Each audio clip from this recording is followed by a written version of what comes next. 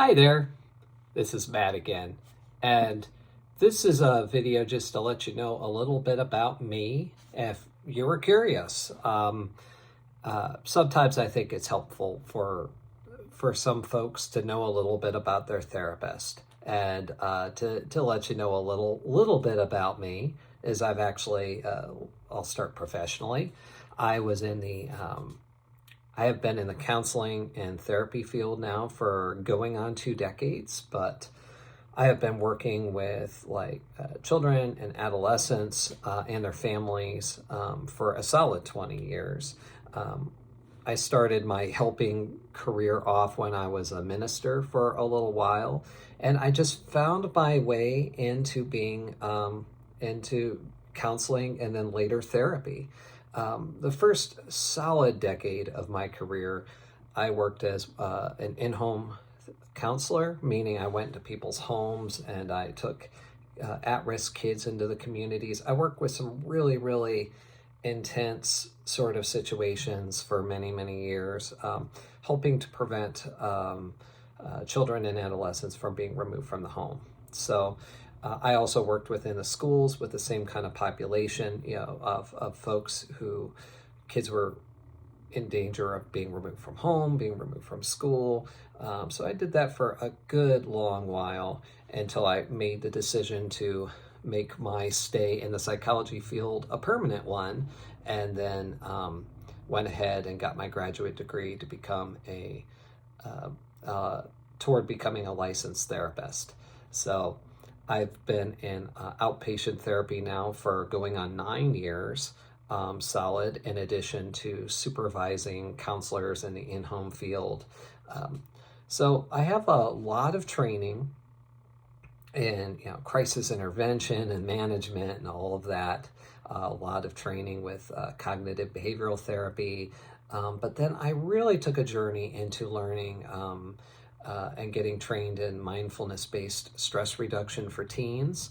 And I also teach a lot of mindfulness-based stress reduction. And I've gotten a lot of training as well in acceptance and commitment therapy, which has really been kind of my heartbeat in terms of the kind of interventions I like to do with a lot of folks, in terms of helping with a lot of depression, anxiety, PTSD, those sort of things. I also use a lot of art, especially with kids and adolescents, and I'll get to that in just a minute. But I'm also state certified in trauma-focused cognitive behavioral therapy. So that's specifically with kids and adolescents who have had traumatic experiences. However, I do tailor a lot of the things I know from that to work with adults who've had traumatic experiences. So that's a really cool professional thing under my belt. In addition to, the basics there, I have done professional artwork, children's book illustrations. I ran a web comic for a while that did pretty well. I've done public speaking. So I have a lot of that under my belt. And but I can't really talk about the web comic without talking about the reason for the web comic that did pretty well. So I think it's helpful for people when they begin with a therapist. I think it can be helpful for some people to know that their therapist is not a stranger to hardship. I grew up in pretty humble circumstances, and I was diagnosed with a learning disability to where my parents were told I wasn't going to make it out of high school. I would be a dropout. So I proved them wrong with that. But my biggest challenge came when I was diagnosed with cancer back in 2014. And that really rocked my life. But it also saved my life. It really changed the way I approach things in life. And even though I wouldn't wish cancer treatment on anybody, it really gave me a new outlook on how to live life and how to trim back all the fat in life, getting rid of the things that don't matter and spending times on the things that do, and learning how to be present, learning how to be mindful, learning how to live within your values and the things that make life meaningful. I learned a lot of that. And while I was in a hospital bed, after my first major surgery, I created this little comic called Cancer Owl.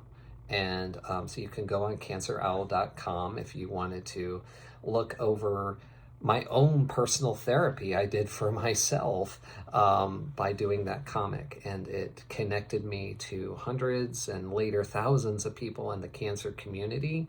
And I drew myself as a little owl to show what it was like to deal with cancer. And then later on, as I healed and I survived cancer, I started turning the stories of other cancer patients and survivors into comics as well.